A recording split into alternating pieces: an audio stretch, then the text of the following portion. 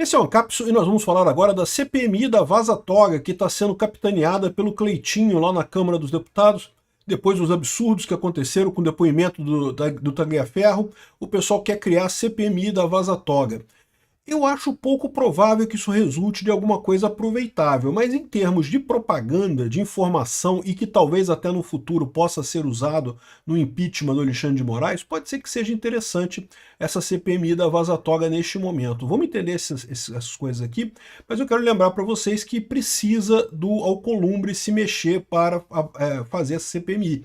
Ele tem que convocar uma sessão do Congresso Nacional para ser votada a nova CPMI. Vamos entender essa história aqui. Essa notícia foi sugerida por esse gordão de sunga tochada, Xandão Potter e o Enigma da Toga e várias outras pessoas. Obrigado aí ao pessoal que sugeriu notícias lá no nosso site, no visãolibertaria.com, e obrigado a você que está assistindo o nosso vídeo. Se você gosta do nosso conteúdo, por favor, deixe o seu like e se inscreva aqui no canal, né?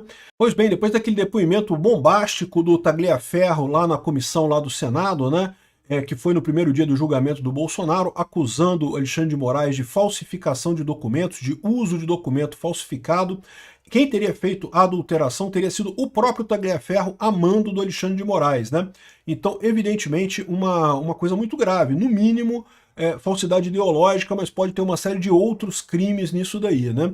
Isso gerou uma comoção muito grande, muita gente falou sobre isso, é preciso reconhecer, inclusive a mídia tradicional socialista que estava evitando falar da Vaza Toga 3, não falava nada, teve um monte de novidade da Vaza Toga 3, eu fiz vários vídeos sobre isso aqui, mas essa novidade do documento falsificado realmente é uma coisa que pegou, porque como mostra aqui essa matéria aqui do Estadão, né, tem a prova, não é ele falando, não é ele dizendo uma coisa, né, tem a prova, a evidência aqui, de que está o documento aqui assinado por ele, coisa e tal, assinado pelo Tagliaferro, período em computação e coisa e tal, e que se você pegar aqui a data da criação do metadado do documento aqui é dia 28 de agosto de 2022, e aqui a data é 22 de agosto de 2022. Desculpa, aqui é 28 de agosto.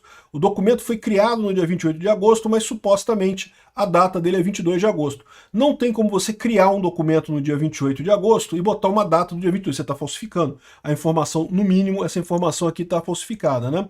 Além, evidentemente, dos outros absurdos, que é o fato de que toda a perseguição foi feita com base em mensagens obtidas de formas indevidas e coisa e tal, não teve devido processo legal, né?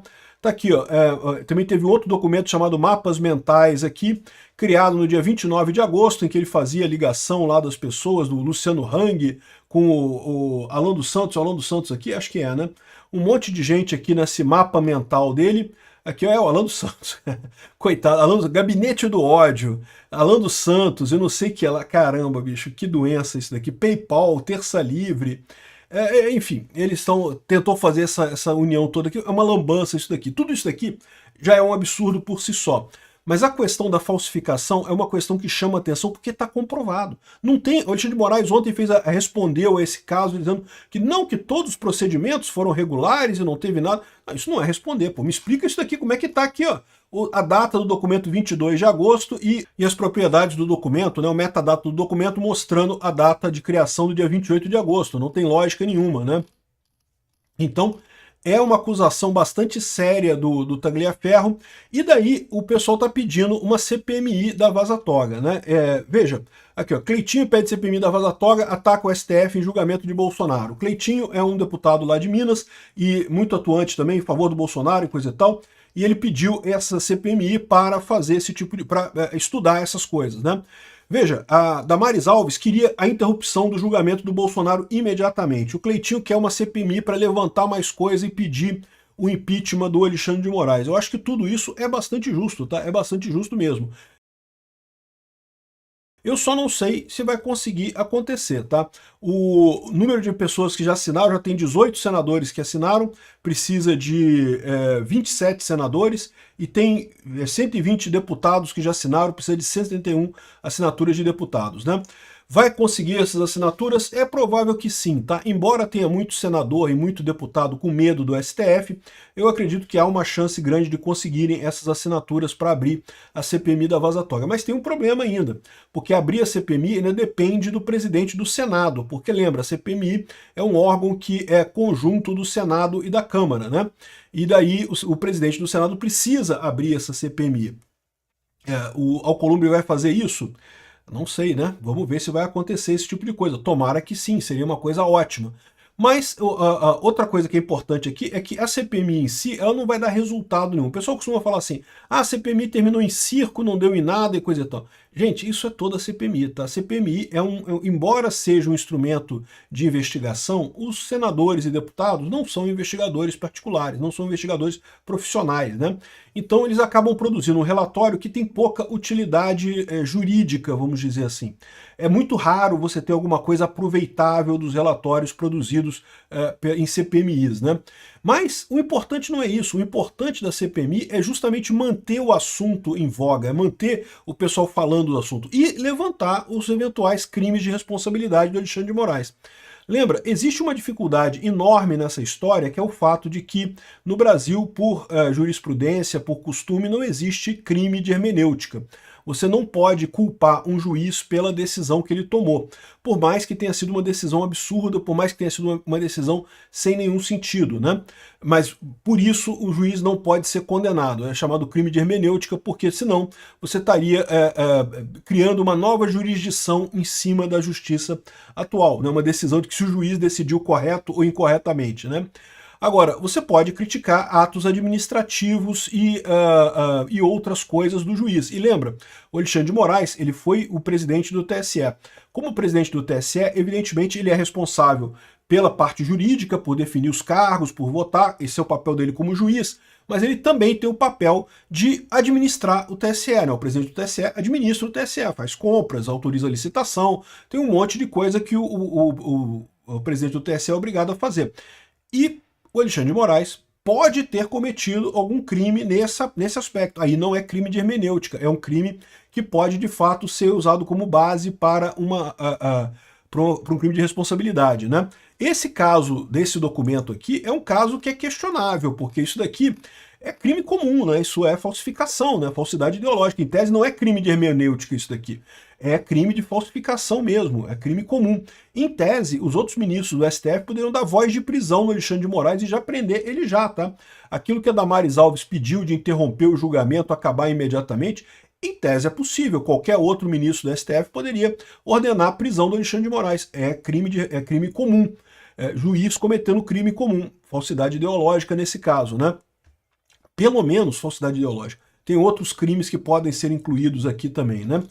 Mas, falando de forma sincera, é pouco provável que isso aconteça. Então, você levantar essas informações, levantar mais dados no TSE que mostrem se o Alexandre de Moraes cometeu esse absurdo nesse processo, que era um processo tão sensível, é bem razoável supor que ele cometeu mais um monte de absurdos e um monte de outras decisões que ele tomou no TSE. E você argumentando, você investigando esse monte de coisa, você pode chegar a coisas bastante cabeludas, né? Além disso, lembra que, além do Eduardo Tagliaferro, teve outro servidor do TSE também que acabou sendo meio que expulso do TSE quando ele reclamou da questão das propagandas na rádio no Nordeste, coisa e tal.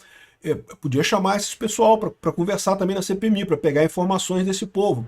De novo, não é algo que se refira à decisão judicial do Alexandre de Moraes, mas se refere à decisão administrativa, a responsabilidade é dele também. Ele também era o presidente do TSE para atos administrativos, né?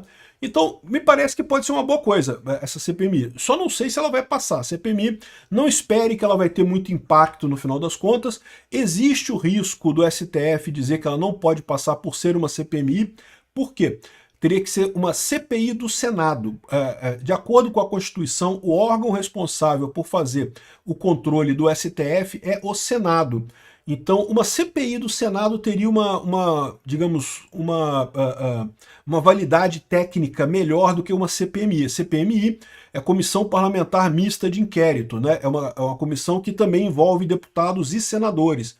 É o que eles estão querendo criar. Por que eles querem criar uma CPMI? Porque é lógico, os deputados querem brincar também de ficar puxando coisa do Alexandre de Moraes, eles sabem que isso vai dar muita popularidade ano que vem nas eleições, então os deputados querem participar disso também. Mas em tese, se você tiver os 25 votos, os 27 votos dos senadores, o melhor caminho seria justamente você abrir uma CPI no Senado, porque isso seria mais difícil de derrubar, né? Porque o STF pode dar uma ordem proibindo essa CPMI, isso pode acontecer. Né? O pessoal está tomando cuidado aqui de falar especificamente que é para avaliar a questão de documentos administrativos, não jurisdicionais, atos administrativos do Alexandre de Moraes. Tem que tomar muito cuidado com isso, porque, de novo, não pode falar que é ato jurisdicional, decisão não pode ser avaliada, porque seria crime de hermenêutica, né? O senador Cleitinho, do Republicanos de Minas Gerais, defendeu em pronunciamento no plenário a criação de uma comissão parlamentar mista de inquérito, vaza-toga, com o objetivo de investigar os atos administrativos e de gestão no STF e no TSE entre os anos de 2018 e 2025. Então, ou seja, está bem delimitada a questão do tipo de ato que vai ser verificado. Ainda assim, eu acho que existe o risco do STF derrubar isso daí por ser mista. O ideal seria uma comissão apenas de senadores. Mas enfim, vamos ver se eles conseguirem. Se conseguir vai ser ótimo, vai ser bom.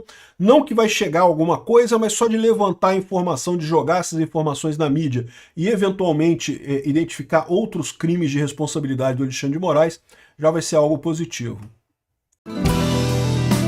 Obrigado por assistir o vídeo até o final.